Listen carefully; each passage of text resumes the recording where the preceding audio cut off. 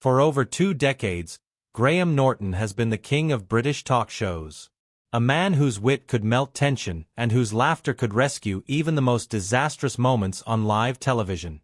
His red sofa has hosted everyone from Hollywood royalty to music legends, and his charm has made awkward silences vanish like magic. But even for someone as effortlessly composed as Norton, not every guest has been a delight. Some moments left scars that time never erased. Now at 62, Graham Norton finally admits that beneath the laughter, there were interviews that tested his patience, his humor, and even his professionalism. He doesn't name them out of bitterness, but out of truth. Because behind the world's most beloved talk show, there were nights he couldn't wait to end. Nights when charm wasn't enough to save the conversation. And the names on that list, they include some of Hollywood's most powerful and unpredictable stars. Mark Wahlberg, the night chaos took the couch. It was 2013 and the Graham Norton Show was at its absolute peak. A global hit watched by millions every weekend. That night promised another easy victory for Norton. The guest list was perfect. Michael Fassbender, known for his sharp humor and professionalism. Sarah Silverman, always quick-witted and ready to push boundaries. And Mark Wahlberg, the Hollywood A-lister with a reputation for being funny, bold, and larger than life. But what no one, not even Graham Norton, expected was that Wahlberg would turn the entire show into a masterclass in live television chaos. From the moment Wahlberg walked onto the stage, something felt different. His swagger was louder. His speech slightly slurred, his jokes a bit too forceful. At first, it was amusing. The audience laughed, thinking he was just in high spirits. But as the minutes passed, the energy shifted from entertaining to uneasy. Wahlberg wasn't just relaxed, he was intoxicated. His timing was off. His jokes landed sideways, and he began interrupting everyone, including Norton himself. Each time Fassbender tried to speak, Wahlberg cut in with a random comment. When Sarah Silverman told a story, he leaned across her, shouting over her punchlines. What began as playful soon turned into discomfort. You could feel the tension. One audience member later recalled, people didn't know whether to laugh or look away. Then came the moment no one could forget. Without warning, Wahlberg stood up, stumbled slightly, and climbed right onto Graham Norton's lap. He wrapped an arm around the host's shoulders, slurred something unintelligible, and laughed as if they were old drinking buddies in a pub. The crowd erupted in nervous laughter. Norton, to his credit, handled it like a pro, keeping his composure, smiling, and gently trying to steer the conversation back on track. But his eyes betrayed the strain. After the episode aired, social media exploded. Viewers called it the most chaotic talk show moment ever broadcast. Some thought it was hilarious. Others said it was hard to watch. Norton himself later admitted the night left him exhausted. He was just out of it, completely gone. Wahlberg later joked about it, insisting he'd simply had a few drinks before going on.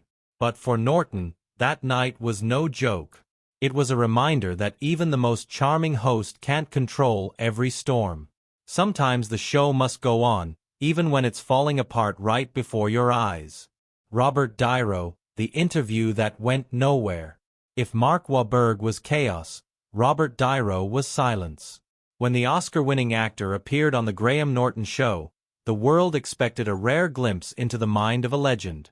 What they got instead was one of the most difficult interviews Norton ever conducted. De Niro's reputation for being reserved was already well known, but no one expected it to be this intense. From the moment he sat down, he looked uneasy, polite, but distant. His answers were short, cautious, and deliberate, often no longer than a few words. Norton tried everything: humor, gentle teasing, and even flattery. Nothing worked. At one point, after yet another minimal response, Norton sighed, smiled, and said what everyone was thinking. "This is hard work, Robert." The audience laughed nervously. De Niro gave a faint grin, and that was it.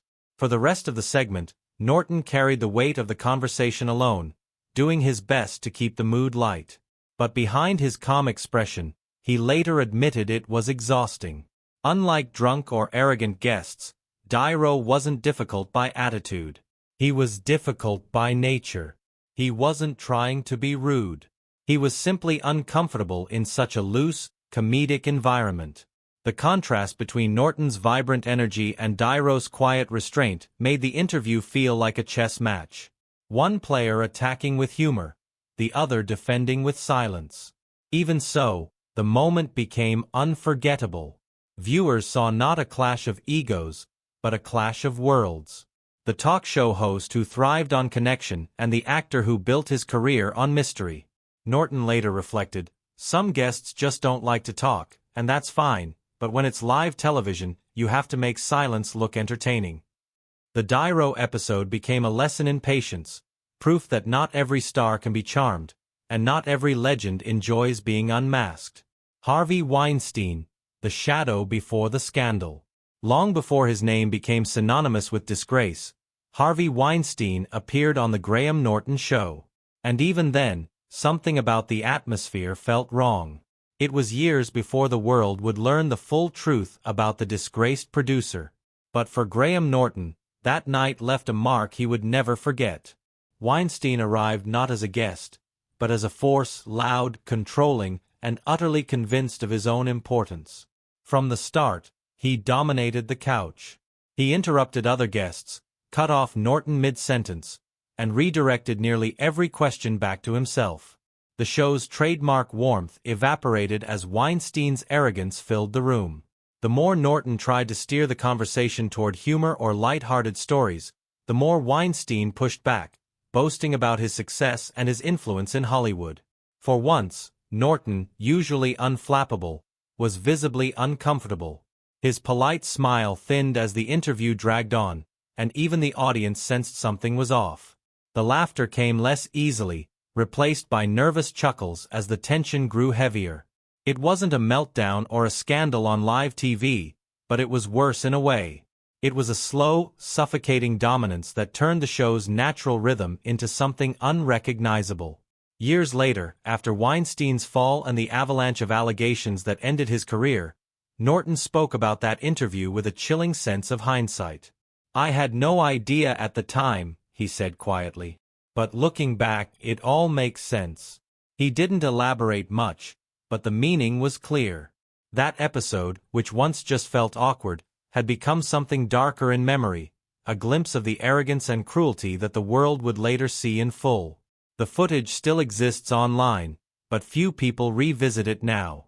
For fans, it's uncomfortable to watch. For Graham Norton, it's a reminder that sometimes evil doesn't announce itself. It just walks onto your stage, smiles for the cameras, and tries to control the room. Mickey Rourke. The night's silence took over.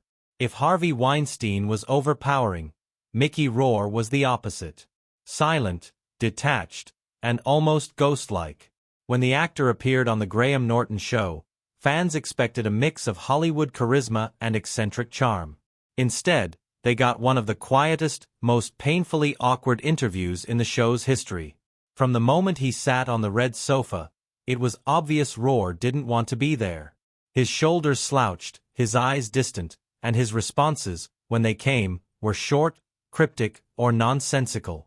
Graham Norton, known for his ability to make even shy guests open up, threw him every lifeline he could. He asked about films, about boxing, about anything that might spark life into the conversation. Nothing worked. At one point, Norton cracked a playful joke about Rourke's famous comeback after The Wrestler. The audience laughed, but Rourke didn't. He simply nodded and looked away. The silence that followed was unbearable. Norton smiled, kept talking, and tried to fill the void, but every second felt heavier than the last. It was like talking to a wall, one producer later recalled.